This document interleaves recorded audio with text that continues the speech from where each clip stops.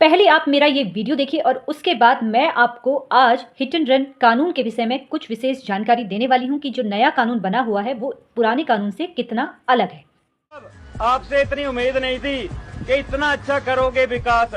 हम ड्राइवरों को इतना अच्छा तोहफा करोगे नाम। एक्सीडेंट करेगा ड्राइवर 7 लाख जुर्माना, सजा मिलेगी 10 साल। अगर ड्राइवर सजा काटने जाएगा उसका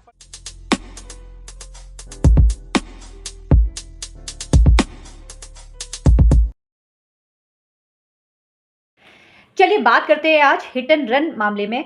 जहाँ पर हिट एंड रन का मामला बनता था वहाँ पर आईपीसी की कुछ धाराएँ के तहत मामला दर्ज होता था। अगर कोई व्यक्ति लापरवाही से गाड़ी चलाता है तो वहाँ पर आईपीसी की धारा 279 के अंतर्गत मामला दर्ज होता था। कहीं पर आईपीसी का सेक्शन 304 ए के तहत मामला दर्ज होता था कि लापरवाही के कारण किसी की मौत हो गई, और कहीं पर मामला 338 का भी लगता था, यानी कि जान जोखिम में आप डाल रहे हो, तो इसके तहत मामला दर्ज होता था और वहाँ पर आरोपी को 2 साल तक की सजा होती थी और जमानती ये अपराध माना जाता था, और किसी खास मौके पर ही 302 जोड़ा जाता था। आईपीसी का एक सेक्शन होता है 302। लेकिन अब नया कानून बनने वाला है, जैसे कि आपको पता है, और नए कानून में इस प्रावधान का विरोध हो रहा है।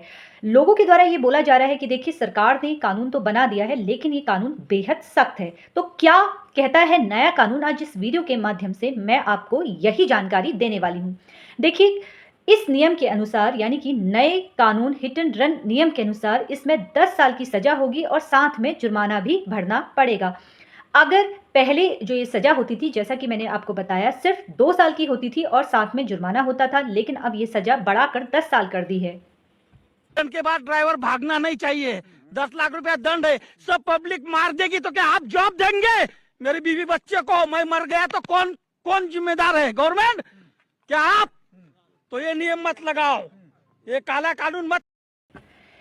पहले जो पुराना कानून था उसमें अगर किसी आरोपी से दुर्घटना हो जाती थी, जानबूझकर उसका इरादा दुर्घटना करने का नहीं होता था, और वहाँ पर वो व्यक्ति अपना ट्रक छोड़कर, अपना वाहन छोड़कर भाग जाता था, और भागकर उसको ज़्यादा से ज़्यादा जो सज़ा होती थी वो 2 साल की होती थी। लेकिन अगर अब वो व्यक्ति भाग जाता है और नहीं भागता है, तो ऐसे में वो कहीं न कहीं मुसीबत में फँस सकता है, आगे कुआँ और पीछे खाई।